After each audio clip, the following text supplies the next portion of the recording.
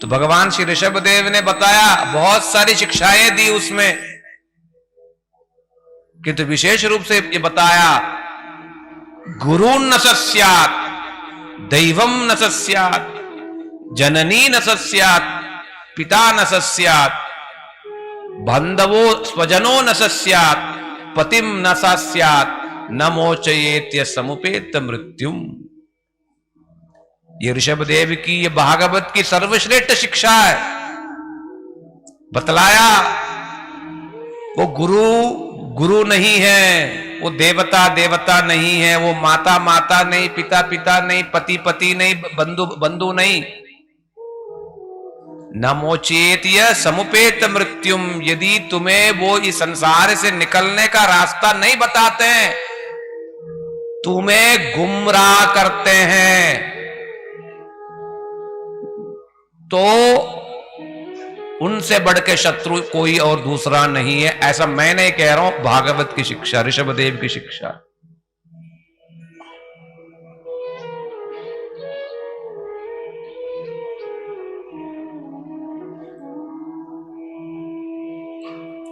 लोग डरते हैं सच पता चल जाएगा तो वैरागी हो जाएगा, इसलिए सच को छिपाओ। और मृत्यु की बात तो बात ही ना करो, मरण की बात मत लाओ यहां पर, घर में बिल्कुल अशुभ है। क्योंकि सच्चाई मालूम होगा तो संसार में सुखी पूर्वक कैसे रह सकता है, कभी रह नहीं सकता, संभव ही नहीं। तो ऋषभदेव की ये सब शिक्षाएं हैं। और 100 पुत्रों को शिक्षा दिया और दे करके चले गए, और जाकर के उन्होंने परमहंसों की तरह साधन किया, दिखाया। कपड़ा नहीं, काना नहीं, वहीं मल मूत्र सब त्याग, बिल्कुल एकदम पशुवत, एकदम परमहंस की तरह। किंतु दूसरे लोग उनको समझ नहीं पाए। दूर से जैनियों के तीर्थंकर ये सब चीज देखा और देख करके नकल किया, और वहां से नकली शिक्षा के रूप में जैनियों का जो संप्रदाय प्रारंभ हुआ। ऋषभदेव की ये भक्ति मूलक शिक्षाएं जिन्हें उन्होंने स्वीकार नहीं किया, भले वो ऋषभदेव का नाम लेते हैं,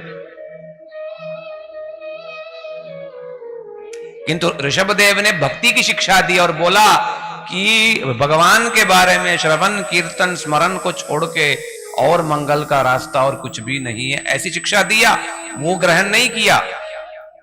बाल नोचना, मलमूत्र में रहना, कपड़ा नहीं पहनना, इत्यादि इत्यादि चीजों को, बाहरी चीजों को उन्होंने स्वीकार किया मात्र, बस। ये वही ऋषभदेव जो कि स्वयं भगवान के एक बतारावली,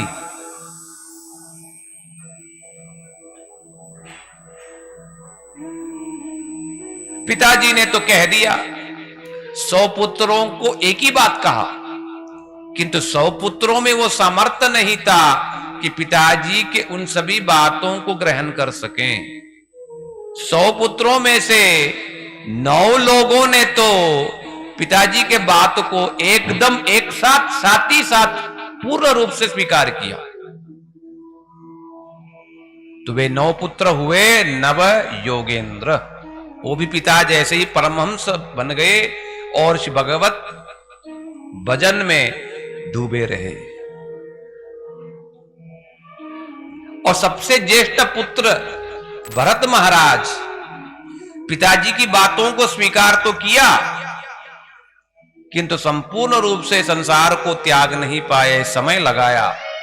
और भक्ति पालन करते करते वैराग्य हुआ, तब संसार को त्याग करके श्री भगवान को पाने का प्रयास किया, तो भी उनको 3 जन्म लग गया। वो कैसे लगा बताऊंगा। और बाकी 9 पुत्र जो है वे क्षत्रिय बने, तो कितना बचे? 100 में से हैं? 100 रहे, कितना बचे? 9 पुत्र नवयोगेंद्र हुए, फिर एक बेटा हो गया चक्रवर्ती बना, और धीरे धीरे सब छोड़ा, तो ये 10 हो गए। फिर 9 और पुत्र हुए, वे क्षत्रिय हो गए, तो कितने हो गए? 19।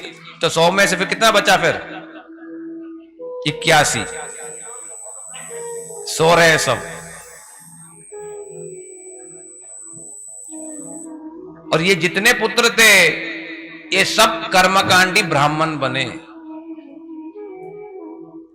क्षत्रिय कुल में जन्मे किंतु बने कर्मकांडी ब्राह्मण।